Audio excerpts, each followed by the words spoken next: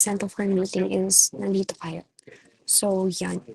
So, ang topic natin for today is range and endurance. So, um, I think this will be fast lang naman. Pero, hindi lang talaga natin na-discuss last time kasi 1 hour nga lang tayo and meron pa tayong mga um, sample problem. So, for today, hindi tayo magkakaroon ng sample problem kasi sasagutan niyo yun on your own. Pero don't worry kasi yung sample problem naman natin for the range and endurance is very straightforward. Um, a very direct substitution. Ang mahirap lang talaga sa range and endurance is dapat sa ulo niyo yung formula niya and mahaba yung formula niya. And yan also, lagi naman sa ating AFM or ating airspace flight mechanics, pag magko-compute kayo is dapat alam niyo yung i-check niyo muna yung mga conditions na need niyo i-consider before kayo gumamit ng kung anong formula yung gagamitin niyo. Okay, so for today, we will discuss one of the most important performance parameters of an aircraft, which is yun nga, range and endurance. So, itong dalawang concepts na to is very important because sila yung nagdedetermine how far an aircraft can travel and how long it can remain in the air. So, when we talk about the range, we are referring to the maximum distance. Nga pala, rinig ba ako ng maliwanag before ako mag-continue? Okay, so thank you. So, yun nga, when we're talking about the range, we are referring to the maximum distance of an aircraft, maximum distance na an aircraft can fly with a given amount of fuel. So, kung makikita natin dun later sa formula, meron dong fuel efficiency. So, this is very important, especially for yung mga commercial airlines natin, military missions, and cargo transport. So, kasi kapag longer yung range means fewer than yung stops for refueling. So on the other hand, yung endurance natin, it refers naman how long an aircraft can stay in the air before yung fuel is totally makonsume. So itong parameter na to is particularly important for surveillance aircraft, gaya ng mga drones and yung mga drones na may missions. Yan. So, doon kasi yung mga aircraft needs na mag-remain sa on air. And then, yon kailangan niya mag-remain for a long period of time. So, in a simple terms, yung range is nagfo-focus sa distance while yung endurance natin is nagfo-focus sa time. So, with that, alam na naman natin yung magiging units for that. So, for the range, distance is yon. And then, yung sa endurance is time. So, throughout this lecture, we will understand on how aerodynamic efficiency, aircraft weight, and fuel consumption influence both yung mga performance ng mga with that given characteristics. So,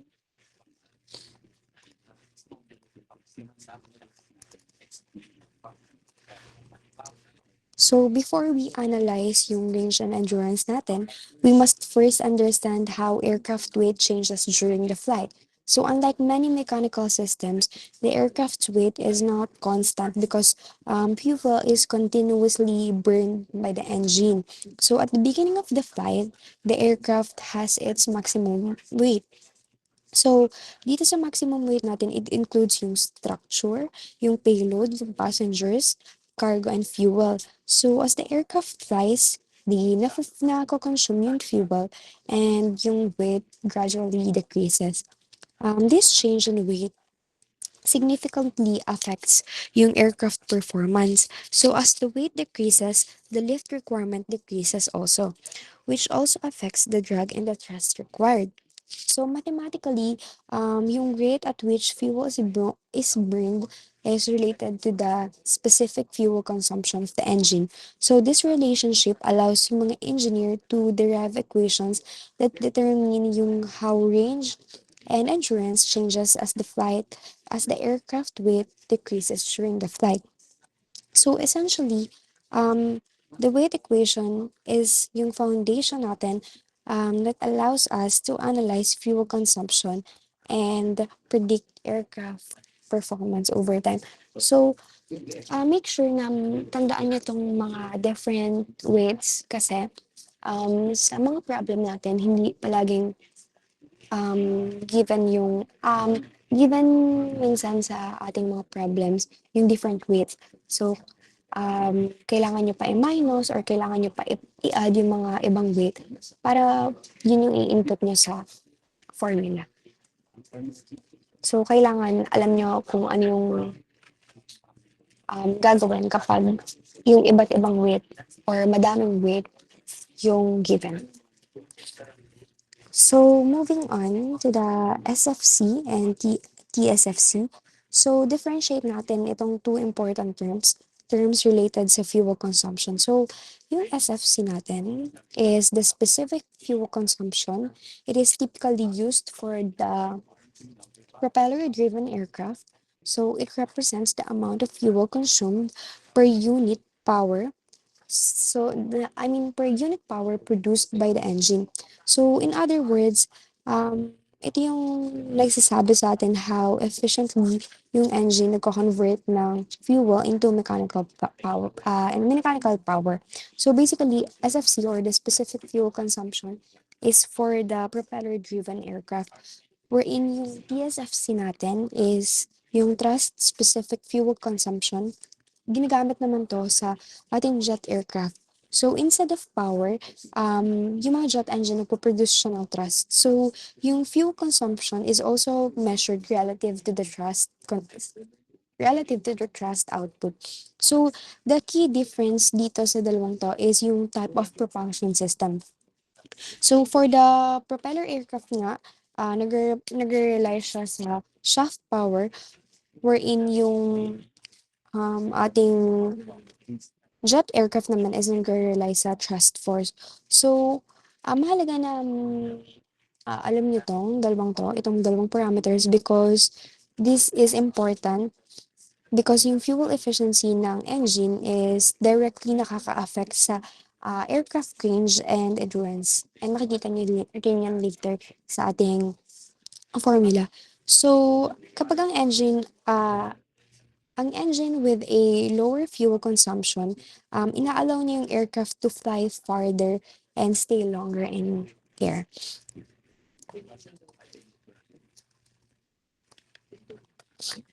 So, for the range ng ating piston propeller, start natin analyze yung range for the piston propeller aircraft. So, if the goal is to cover the longest possible distance, the aircraft must minimize yung fuel used per unit distance travel natin.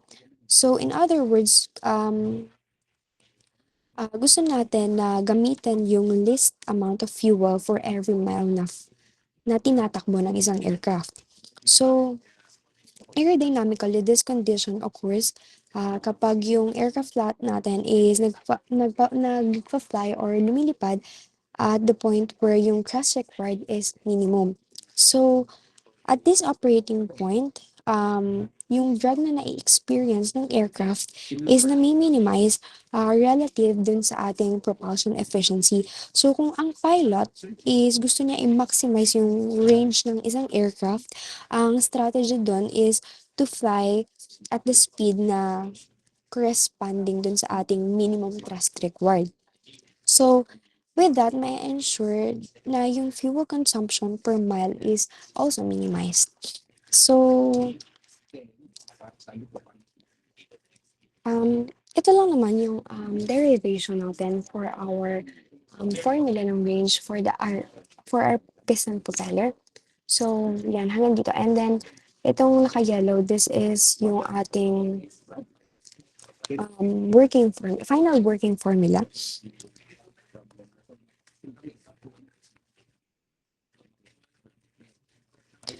So, let's just understand yung physics behind this condition. So, sa propeller aircraft na, yung engine natin is nagpo-produce ng power and then yung propeller ang nagko-convert ng power into thrust which helps or yung nag-move ng aircraft forward. So because of that, yung performance ng aircraft is nagdedepende dun sa power cord natin para ma-overcome yung ating aerodynamic drag ng ating aircraft. So as the flight speed changes, yung power cord natin, power required curve is also nag-change. So there is a particular speed where the aircraft achieves yung best balance between aerodynamic drag and propulsion efficiency. So at this point, yung fuel consumption per unit distance natin becomes minimum.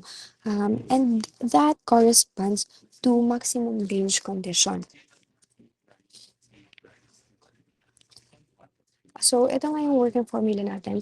At take note nyo na lang, pero ipopost ko din to agad itong ating PPT. So, yun nga, dito sa ating range and endurance, ang i-discuss ko lang is basically yung concept or the physics behind it. Kasi yung ating mga formula is very much straightforward. So, kung anong given, conversion lang most of the time. And then, yun, directly i-input nyo na siya sa formula. Ang catch lang doon, ang trick lang doon, I mean, is apat na formula siya. So, two formulas for range kasi magkaiba yung formula for piston propeller kagaya nga ng diniscuss ko kanina kung bakit. So, iba yung formula for the piston propeller natin, iba din for the jet aircraft. And then, same din siya for the ating endurance. Magkaiba for piston propeller and then the jet aircraft. So, basically, madali lang siya. Um, i-check mo lang yung mga given kung first is yung mga weight nga kung directly input mo na ba siya sa weight or um, kailangan mo pang mag-minus or mag-add. So, ito yung ating final working formula. So,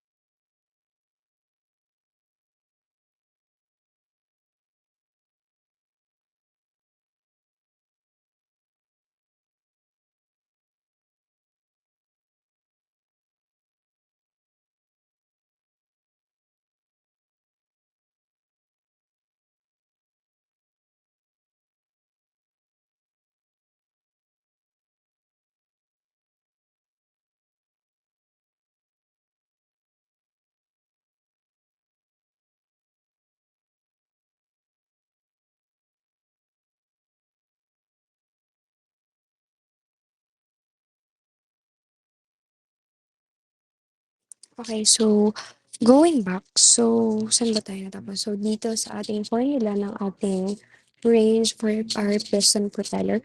So yung N natin is yung propeller efficiency natin. And then for our C is yung ating specific fuel consumption, which is usually given naman yan. And then lift to drag ratio natin. And then kagaya nung pinresent ko kanina, yung different weights natin, um, huwag kayong malilito kung anong nasa taas or nasa ilalim. Wait lang. So, for our gross weight, yung WO, yun yung gross weight, which is yun nga yung in-include nun yung everything, which is yung full fuel load, yung payload, yung crew, and then yung structures, and then iba pa. So, basically, huwag kayong, minsan kasi ang given is yung empty weight, and then yung payload weight, ganyan. So, kailangan nyo pa siya i-add. And then next is yung weight of an di ba, weight ratio siya. So, nasa taas is gross weight and then nasa ilalim is yung weight ng airplane when yung fuel tanks is empty na. So, yung huwag kayo malilito dun. So, kung makikita niyo dito, very forward na siya. So, sauluhin niyo lang yan and then directly input niyo na. Yun lang naman ang ating range. So, this is our example. So,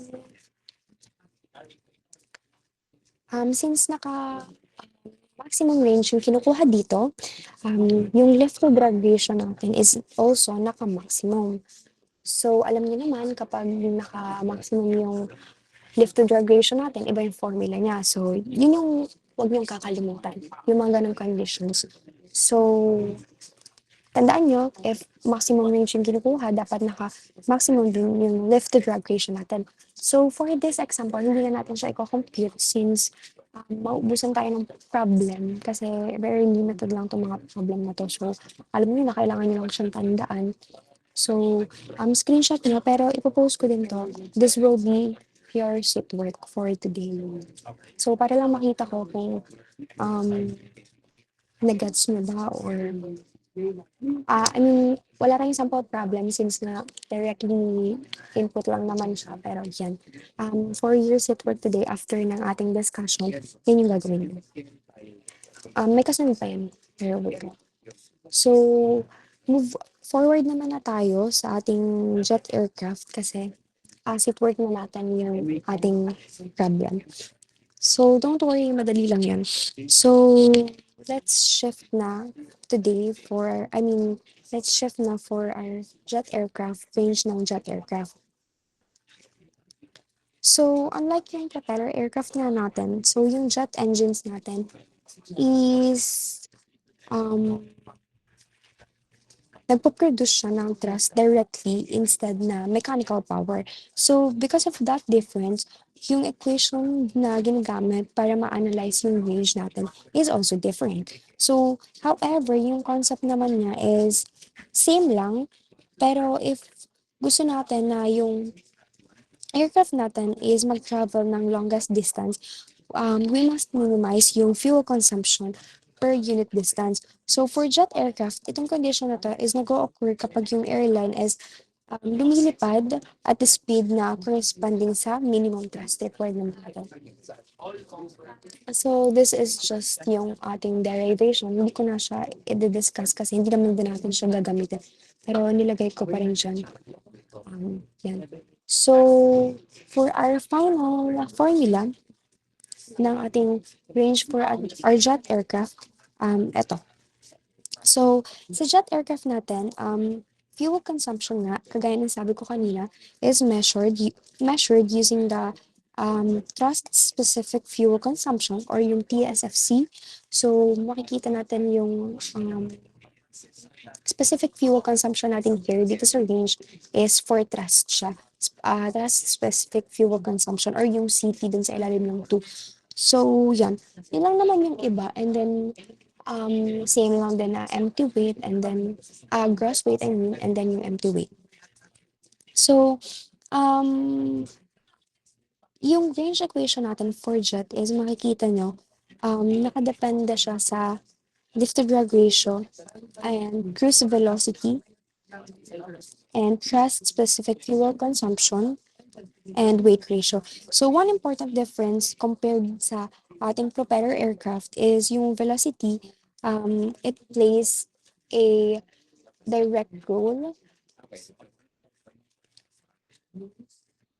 in jet range performance. So kaya mahalaga or kaya yung mga commercial jets natin is typically nagko-cruise siya sa high subsonic speeds kasi para mabalance yung aerodynamic efficiency and fuel consumption.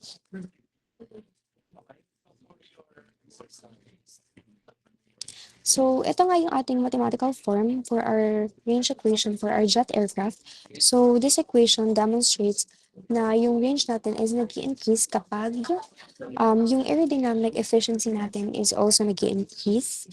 Um, and also kapag yung ating engine fuel consumption nagde-decrease, kung makikita nyo, di ba kagaya ng sabi ko, kapag din nasa ilalim, nagde-decrease yun.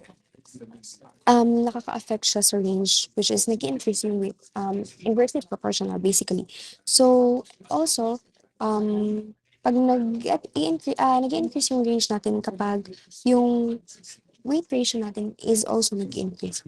So, because of this, yung modern jet aircraft natin is designed with advanced turbofan engines and highly optimized aerodynamics para maximize yung ating operational range. So, for our example ng ating maximum range for our jet aircraft. So, ito lang din.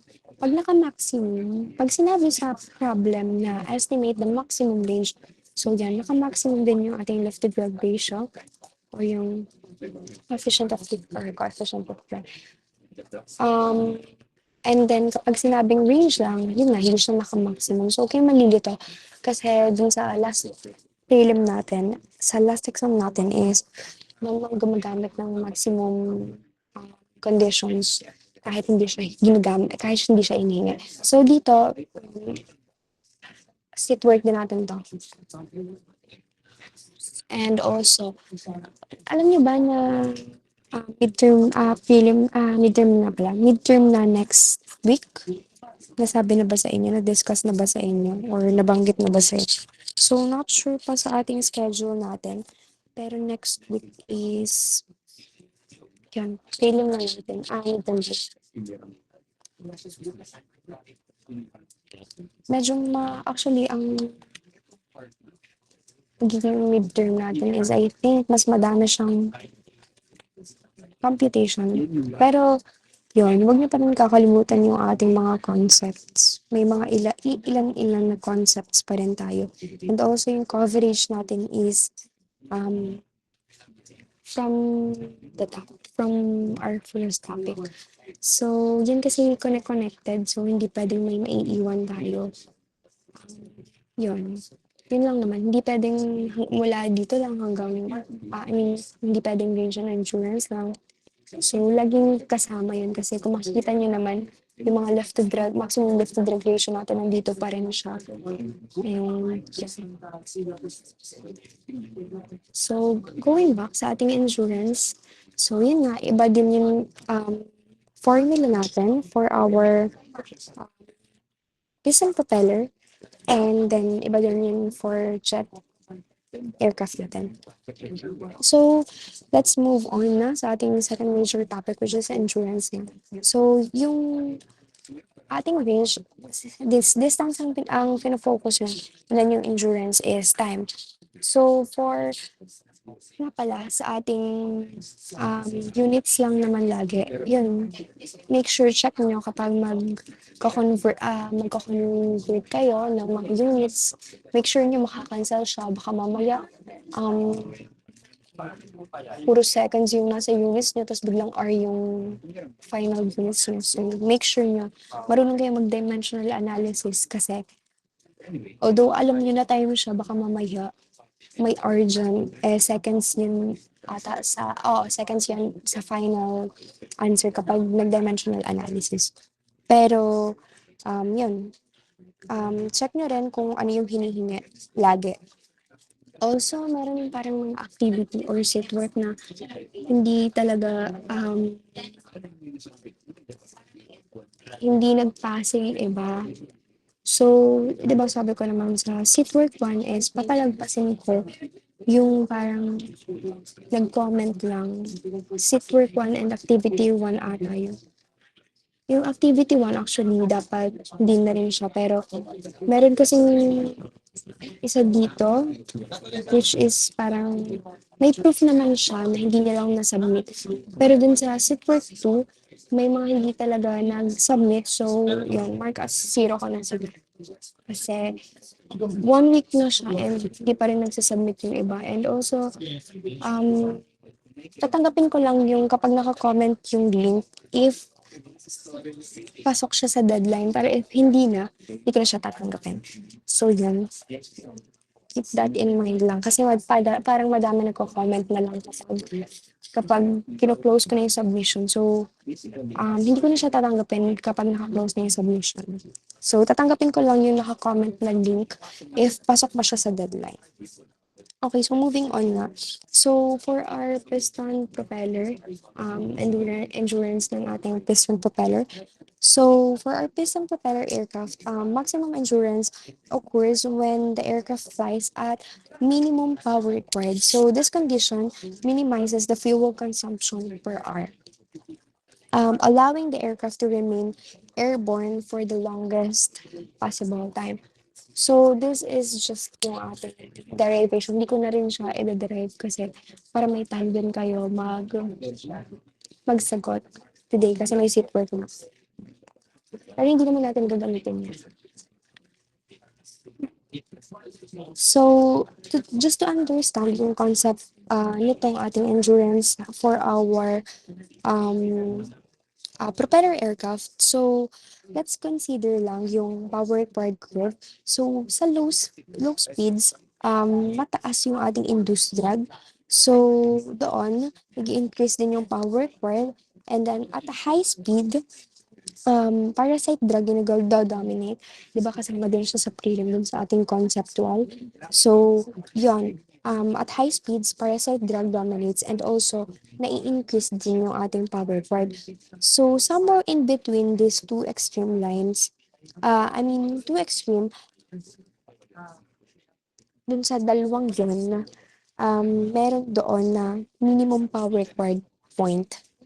So, flying at this speed allows the aircraft to consume at least fuel per unit time. And then with that, maximize yung endurance natin. So for our endurance equation, for our piston propeller, um,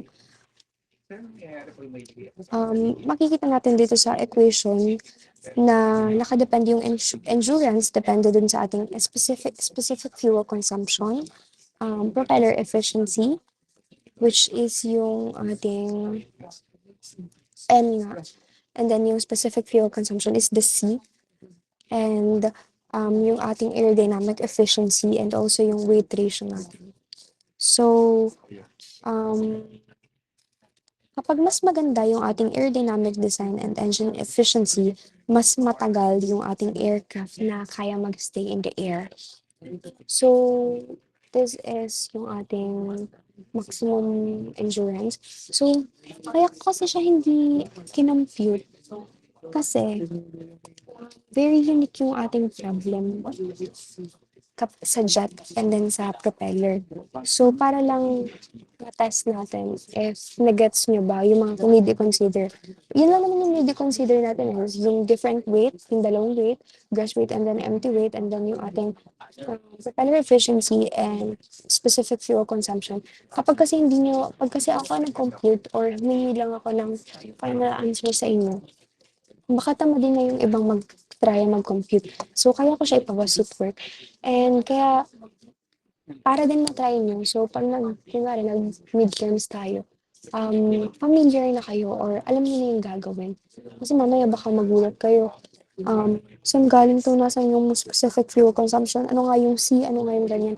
So, kaya gusto ko, kayo yung mag-solve niya.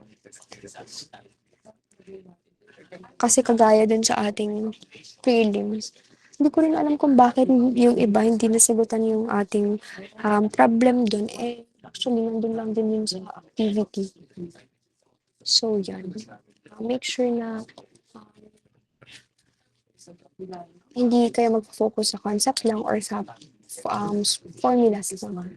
So, try nyo, kahit actually isang try lang ng pagsasagot. Ganun lang sa before eh. Before yung, pag nag-try ako magsagot, or nagre-review ako for exam, isang beses ko lang siya sasagutan.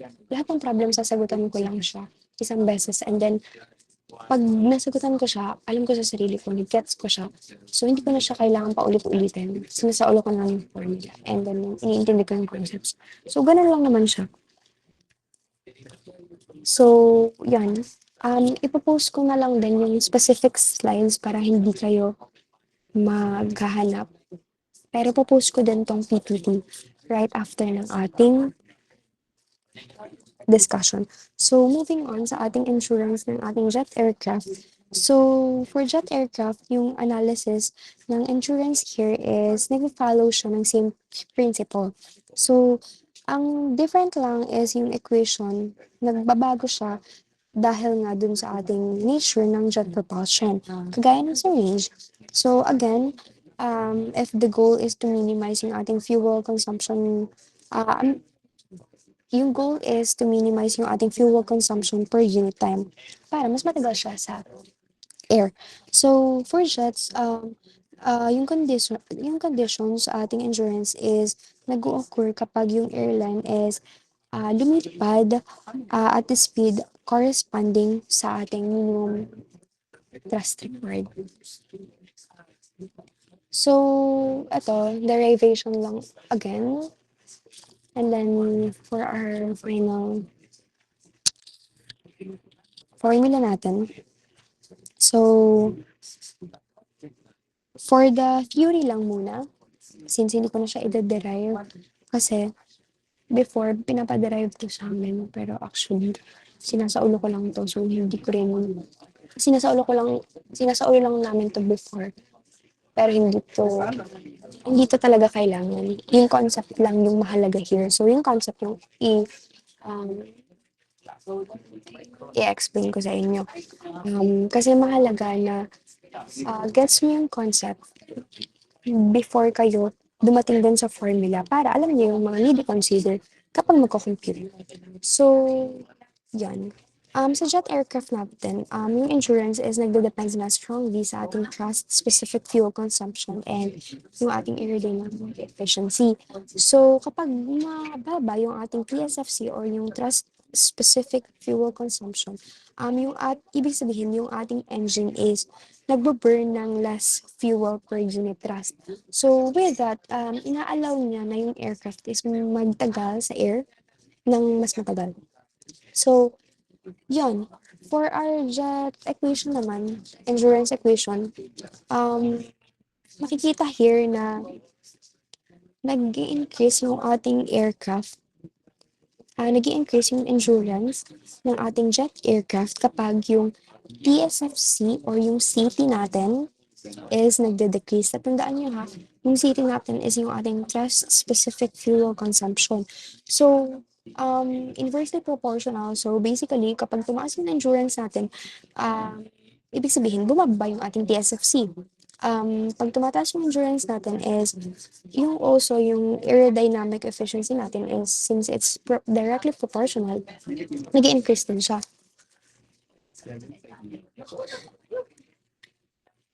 And then, also, nag-increase yung insurance natin kapag yung ratio ng ating initial to final weight is nag increase.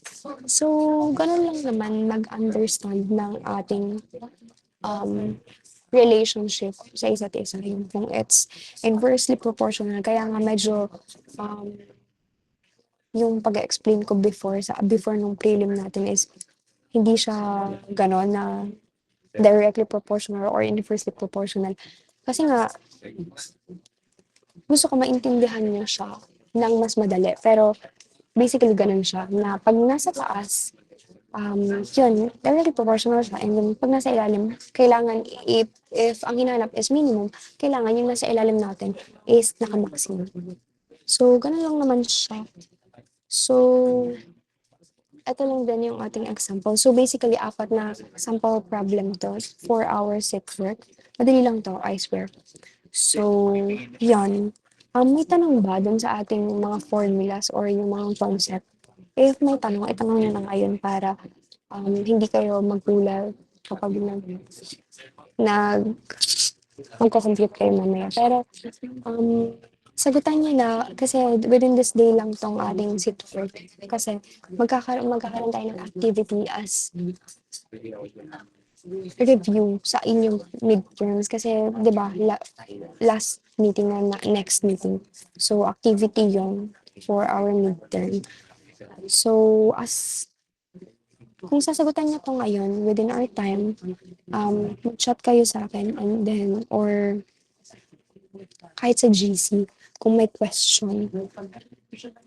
Or kung gusto nyo, tanong nyo na ngayon before we end our meeting.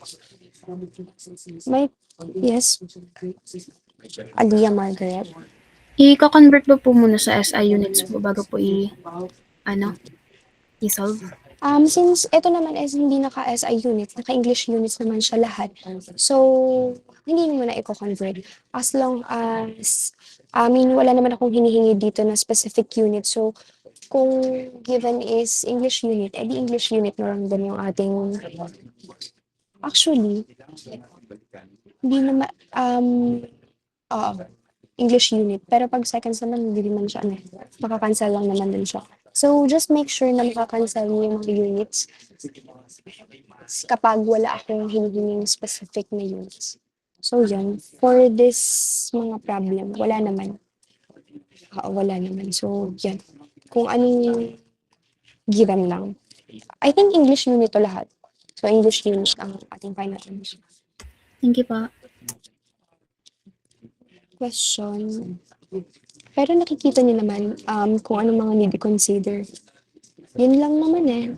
Unlike yung sa ating more on conversion lang talaga kayo malilito here. So, make sure na tandaan niyo yung mga conversions. May question. Madali lang din kasi yung concept ng ating range and endurance. Yes, di mailig. Ma'am, kung saan daw po gagawin yung sit work po? Since it's sit work, hindi ko na siya um, i-record na naka-engineering lettering sa any clean sheet of paper na lang. As long as malinaw yung solution and kita yung mga kahit hindi ka kayo mag-dimensional analysis as long as naiintindihan mo. Yun. Question pa. Sa ating gliding flight last time, gets nyo naman. Although nag-derive ako doon, pero hindi rin naman yun kailangan. Dinerive ko lang siya para makikita nyo. Hindi naman natin siya kakailangan. And yung ating coverage is although static performance and drag polar lang siya. And then yung next is yung gliding flight and yung mga power available, power required, thrust required, and thrust available. And then itong range and endurance. Madami na siya. So, before is parang kaya na nito i-cover yung isang buong SEM dati.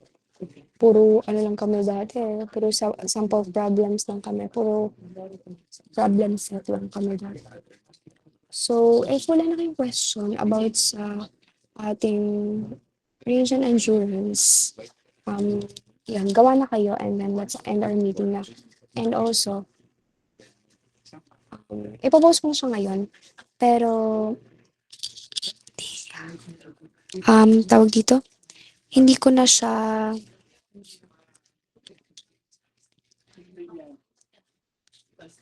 wait lang.